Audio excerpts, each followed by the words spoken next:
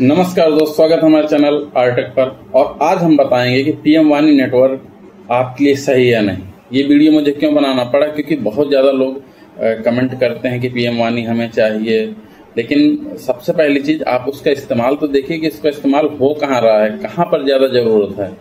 गाँव में हैं आप, शहर में हैं आप, किस प्रोफेशन से जुड़े हैं, वहाँ पर ये ज़्यादा बेटर रहेगा, जिससे कि आप बहुत ही आसानी से आप पीएम वाणी आपके लिए सही है कि नहीं, ये आप आसानी से जान सकते हैं। लगाने तो आप पैसा खर्च कर देंगे, पैसा बर्बाद हो जाएगा, उसका कोई मतलब नहीं। तो समझिए, चलिए चलते हैं इस बात पर। तो सबसे पहले तो पीएम वाणी आप जानते हैं कि प्रधानमंत्री की योजना है, बहुत ही अच्छी योजना है। और इसमें क्या किया गया कि सरकार ने सस्ता और तेज इंटरनेट डेटा उपलब्ध कराने के लिए ये एक योजना है। इसमें आप पीडीओ सेंटर बनाकर खुद भी पैसा कमा सकते हैं और आप उस योजना का लाभ भी उठा सकते हैं। और ये इसमें एक एप्लीकेशन होता है जिसके जरिए हॉटस्पॉट के जरिए बहुत ही आसानी से आप वाईफाई को कनेक्ट करके आप 5 रुपए 10 रुपए में आसानी से अपना इंटरनेट चला सकते हैं। तो इसके ये फायदे हैं कि जैसे कि आपको एक तो सस्ता और तेज इंटरनेट मिल जाए, 5 रुपए में आप 1 GB, 2 GB, 3 GB, 10 GB ऐसे करके प्लान है। आप घंटे के हिसाब से ले सकते हैं या फिर महीनों के हिसाब से भी ले सकते हैं।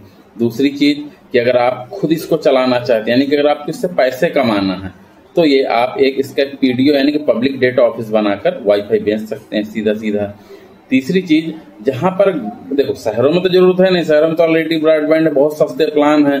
लेकिन ये अगर कोई कॉलेज वालेज कैंपस है या फिर जहाँ ग्रामीण जगह है, ठीक है, जहाँ रूरल है, जहाँ पर नेटवर्क कमजोर है, नेट नहीं आ पा रहा, वहां पर जहां मोबाइल नेटवर्क कमजोर है, वहां पर वाईफाई से कनेक्टिविटी देके वहां के लोगों को आप सस्ते में इंटरनेट प्रोवाइड करके पैसा कमा सकते हैं।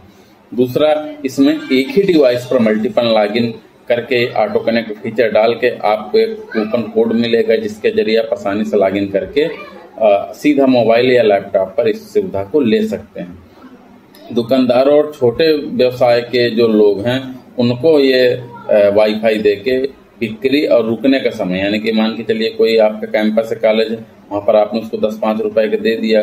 कोई अस्पताल है, ठीक है, बात समझिएगा, तो वहां पर बहुत सारे लोग बहुत घंटों उनकी वेटिंग होती है, तो ऐसे समय पर आप उनको देके उनको बहुत ही आसानी से वहां पर रोक सकते हैं, उनको कन्विंस कर सकते हैं, उनको टाइम पास उनका होता रहे। जब उनका नंबर होगा उसके बाद वहां पर जाएंगे। बस स्टॉप है जैसे आपका, बहुत सारी ऐसी पब्लिक जगह हैं जहां पर इस चीज को, जैसे कि आपको पता है ना कि गूगल का जो है रेलवे स्टेशन पर लगा ना रेल वायर का, ठीक है, वो एक प्रकार से पीडीओ ही है। उसमें भी अगर आप देखेंगे तो 30 मिनट तक तो फ्री है, इसके बाद वो उसका चार्ज लेते हैं। तो ऐसा करके ये इस पीएम वाणी के फायदे हैं।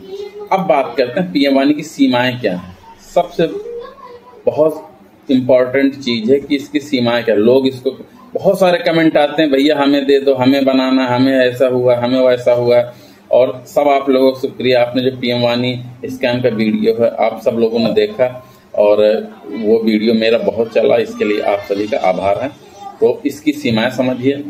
देखिए, पीएम वाणी के जो नेटवर्क है ना, उसका कवरेज बहुत ही सीमित है, क्योंकि हम ही आप लोग जो वीडियो लगाते हैं वही तो हम नेटवर्क बनाते हैं। बाकी अलग से सरकार इसके लिए नहीं कुछ कर रही कि सरकार ने अपने हॉटस्पॉट दिए हों। मेरा मन है, मेरी किराने की दुकान है, मेरा कोई ऑफिस है, मैं सोच रहा हूँ चलो एक साइड से पैसा आ जाए, तो मैंने एंटीने लगाकर, सर्वर लगाकर, छोटा सा सर्वर, आपने पीएम वाणी चालू कर दिया। दूसरी जो चीज है, इसमें सुरक्षा की चिंता है। कैसे सुरक्षा? देखिए, ये पब्लिक वाईफाई, आपको पता, प्राइवेट और पब्लिक दो टाइप के आपके इंटरनेट कनेक्शन होते हैं। जब पब्लिक वाईफाई है, इसके कारण आपकी जो डेटा की सिक्योरिटी है ना, वो बहुत ही खतरे में आप हो सकती है, ठीक है।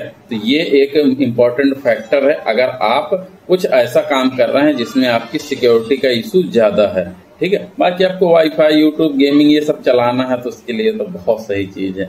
इसके बाद स्पीड का भरोसा नहीं इसमें, ठीक है, क्योंकि वाईफाई के जरिए तो स्पीड के फ्लक्चुएशन होता रहता है, ठीक है।